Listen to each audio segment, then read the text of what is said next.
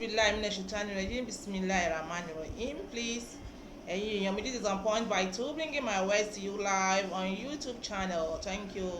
Any drama mo fẹ́ ṣe drama kan tí actress kan ṣe fún wa lórí YouTube ní lórí social media just of recent.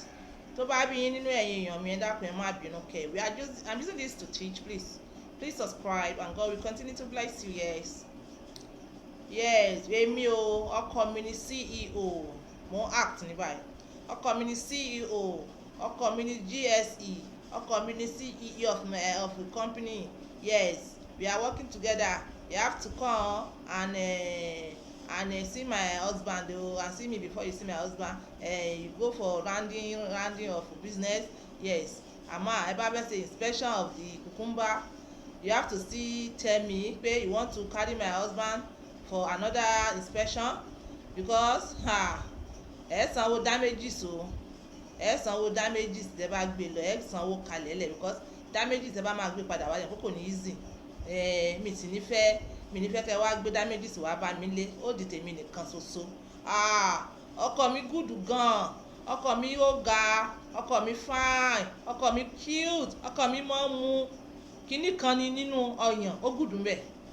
Ẹ dákun ẹ̀yin èèyàn, níbo la wá fi nǹkan tá à ń pè ní àdínì yìí sí? Nísìnyí báyìí àwọn ọkọ àwọn ẹlòmíì wọn ò mọ gbogbo ọyàn tẹ́ni wọ́n mu, wọn ò mọ̀ mu. Ẹ̀yin wá gbé ọkọ tiyín lórí, ẹ wá ń pàǹtètè rẹ̀. Ẹ mọ mí ní pàǹtètè? Kíyàn gbé nǹkan lórí báyìí, kó gbé nǹkan lórí báyìí, kó wá mọ̀ sí báyìí. Ẹ dákun bí n bá wà kí á fò, ẹ dákun sí kíní yìí ò ní jábọ́. Ó bá jábọ́ sí kò ní fọ́. Ẹ bá gbọ́kọ lórí tó ń ṣe pàǹtètè irú rẹ̀. Láìpẹ́ yìí kíní yóò jábọ́ fọ́n ká. Ó tú ká. Kò nídìí ká mọ̀ polówó àga wa. Ọkọ mi good, ọkọ mi nice, ọkọ mi handsome, kò nídìí gbogbo yẹn. Mo fẹ́ tọkọ mi. Ẹ wò làbúrò irú ṣé ẹ dákun. Ṣé ọ̀làjú náà ló wá fẹ́ ba ayé jẹ́ tó báyìí? Ṣé ọ̀làjú náà ní báyìí? Àbí irú kíni náà dandan kí la wá ń bá ká báyìí?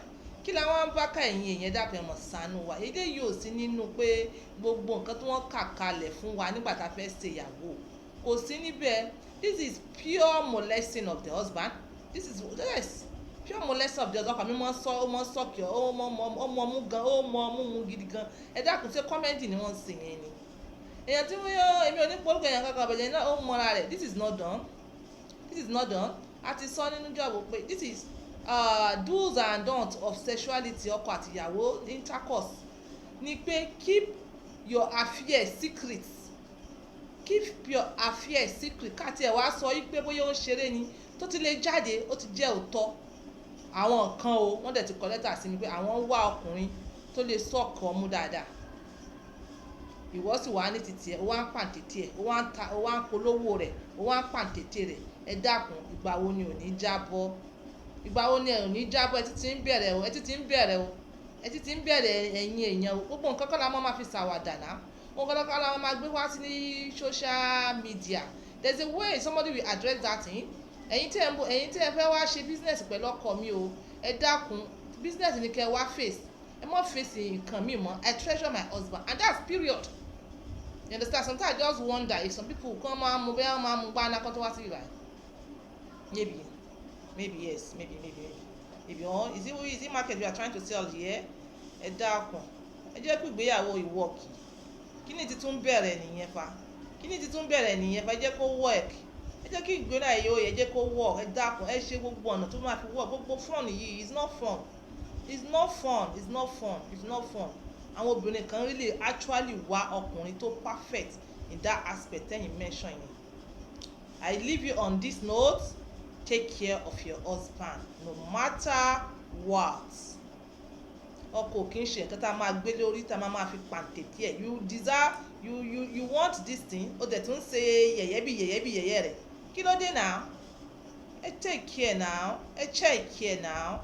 This is on point by two, bringing my words to you live, using my words to help others.